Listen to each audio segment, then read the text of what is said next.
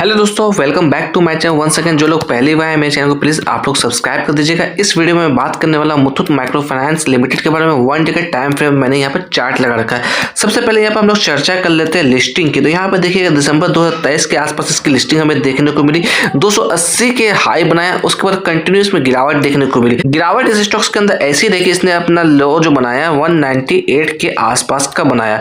ये जो लो है आपका मार्च 2024 के अंदर ये लो हमें देखने को मिली। वापस से यहाँ से पुल बैक मारा। यहाँ से देखा जाए तो पूरी तरह से साइडवेज में ये ट्रेड करता हुआ दिखा। एट द एंड इसने अपना जो सपोर्ट था, इस सपोर्ट को ये ब्रेकडाउन दे दिया। जो लेवल्स था हमारा 198 का अक्टूबर 2024 में। उसके बाद अगर हम लोग चर्चा करें तो इसने इस लेवल्स को ब्रेकडाउन दिया और यहाँ पर इसने अपना बॉटम बनाया तकरीबन 172 के आसपास। ये जो आप बॉटम देख रहे हैं हाल ही फिलहाल में इसने बॉटम बनाया 30 दिसंबर 2024 की बात है। यानी कि अगर हम लोग बात करें लिस्टिंग प्राइस से तो यहाँ से देखिएगा 280 के लेवल से इसमें गिरावट हमें देखने को मिली दिसंबर 2023 से लेकर कंटिन्यू ये जो है 30 दिसंबर 2024 में हमें तकरीबन 172 के आसपास ट्रेड करता हुआ दिखा।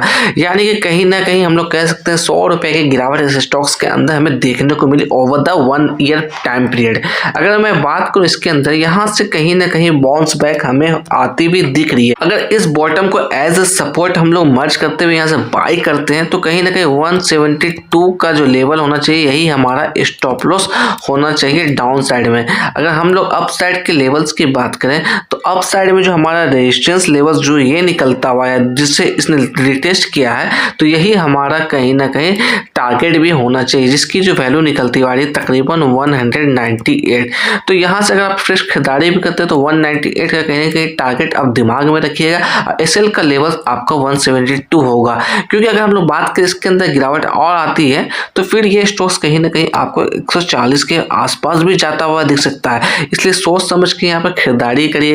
अगर मैं बात करूं स्टॉक्स के अंदर तो ये स्टॉक अपने 50 डे मूविंग एवरेज के नीचे ट्रेड करता हुआ दिख रहा है। अगर 50 डे मूविंग एवरेज की वैल्यू की बात करें इसकी वैल्यू 192 निकलती हुई आ रही है। अगर 200 डे मूविंग एवरेज की बात करें तो इसकी वैल्यू तकरीबन 217 के आसपास निकलती हुई आ रही है। अगर मैं कुछ और चीजों को चर्चा करूं मुथूट माइक्रो फाइनेंस के अंदर परफॉर्मेंस की बात करें तो परफॉर्मेंस यहाँ पर लो नजर आता हुआ दिख रहा है। वैल्यूएशन की बात करें तो ये एवरेज नजर आता हुआ दिख रहा है। ग्रोथ की बात करें तो हाई नजर आता हुआ दिख रहा है। एंट्री पॉइंट की बात करें तो यहाँ पर गुड नजर आता हुआ दिख रहा है। अकॉर्डिंग टू टिकट टिप अगर हम लोग फोरकास्ट एंड रेटिंग्स की चर्चा करें तो आप देखिएगा 2 एक्सपर्ट से कवर किया जिसमें 100% बाय की रिकमेंडेशन यहाँ पर मिलती हुई आ रही है। अगर मैं यहाँ पर शेयर होल्डिंग पैटर्न्स की नजर डालूं तो यहाँ पर देखिएगा म्यूचुअल फंड की हिस्सेदारी जो काफी कम नजर आती हुई दिख रही है।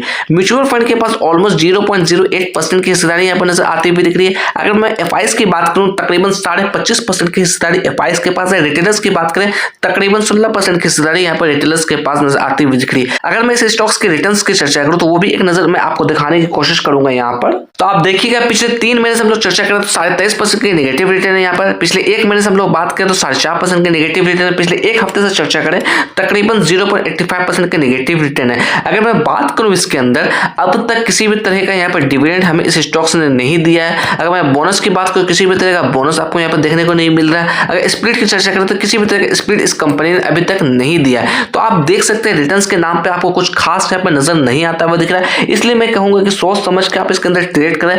ऑलमोस्ट 1 ईयर का टाइम पीरियड इस स्टॉक्स को हो चुका है और 1 साल में किसी भी तरह का अच्छा रिटर्न्स आपको यहाँ पर नजर नहीं आता हुआ दिख रहा है। अगर यहाँ पर मैं चर्चा करूँ कोई लॉन्ग टर्म का व्यू इसके अंदर रखना चाहते हैं तो कहीं ना कहीं आपको बैलेंस शीट या फिर कुछ जो भी एनालिसिस है इसकी करनी चाहिए। आपको रिसर्च कर लेना तभी आपको इसके अंदर बने रहना है या फिर लॉन्ग टर्म का डिसीजन लेना है। क्योंकि मैं चर्चा करूँ तो किसी ने ऊपर के लेवल से बाई किया होगा तो उन्हें अच्छा खासा यहाँ पर लॉस होता हुआ अभी भी दिख रहा होगा।